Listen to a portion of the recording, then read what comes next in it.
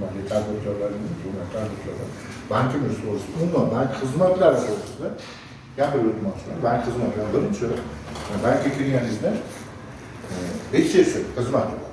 Ishga kirishma. Research xizmati demak bank bo'yicha bir beriladigan ma'lumotlarning 70% ana shu yerda turgan research qilsa, holatda aniq ma'lumot olasiz. Men ijtimoiy kredit olmoqchiman. Demak, mana bunga.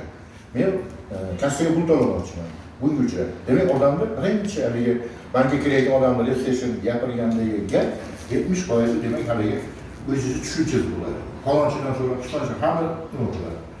Ikkinchisi, ana shu xizmatlar turidan foydalanmagan taqdiringizda ma'lumot uchun olsangiz, qachondir kerak bo'ladi. Mana oddiy bo'lmasa, xazina ilovasini telefonga ulab olsak, ertaga xazina ilovasini to'lovlari bor. Xazina ilovasini kartadan kartaga o'tkazishda 5 million so'mgacha foizsiz bir-biridan xalq bankiga. Yoki bo'lmasa, hatto shuning ichida bu pensiya, 1% pensiyaga tushgan pullar, olish kerak bo'lgan pullar shu ko'rinib turadi.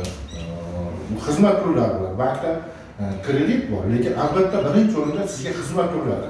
Xizmat turi sizga nima deydi, beminat bo'lishi emas. Elektr, gaz, kommunal to'lovlar uchun to'lab qo'yasiz. Nimaga o'zingizda xazina ilova orqali to'laganda o'zingizda birinchidan mana bir kassaga kelib yurmaydi, suv o'tib qoldi degan holatlar, boshqa narsalar bo'lmaydi.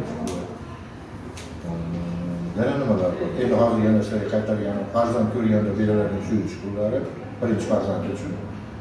Demak, bu ham xazina ilovasi to'langanda, yuklanganda suv ichish puli avtomat o'zi otani yoki onani, shu farzand otasining onasining nomidan kartalarga tashlab beriladi. Ham oson bo'ladi. To'g'ri, ko'pimizda haligi tushunchamiz bo'lmasligi mumkin, lekin bir marta ko'rganingizda albatta bir haligi o'zi uchun qulay bo'lgan narsa bo'ladi. Biz bu narsalarni axborot uchun aytyapmiz, ma'lumot uchun aytamiz. Ertaga siz o'zingiz foydalanmasligingiz mumkin. Kimgadir aytasizda, mana qilib eshitdim. Ko'rchi. Demak, bu haligi bank uchun o'zingiz uchun bitta foydali bo'ladigan narsa, mana holatlar bo'lib qolar ekan, uyingizda o'tirib, shu xizmatdan foydalanib, uyingizda o'tirib o'zingiz foydalanmasdan kimgadir yordamingizga kelib qoladi. Bu haligi mana hozir yosh va pensiyaga chiqqan odamlarda 1% pensiya to'g'risida ma'lumot qancha yig'ildi. Shu yerda o'zida ko'rinib turadi. Yig'ilgan pullar, qoldiq pullar, qo'shilgan foizlar hammasi nima deydi? Telefon. Va hammamiz telefon bo'lib turibdi. 70-80% odam hozir telefonni tushunadi ichini. Shu, ya'ni kimlar qanaqa qo'shibdi, nima so'ramoqchisiz? Bu suhbat bu.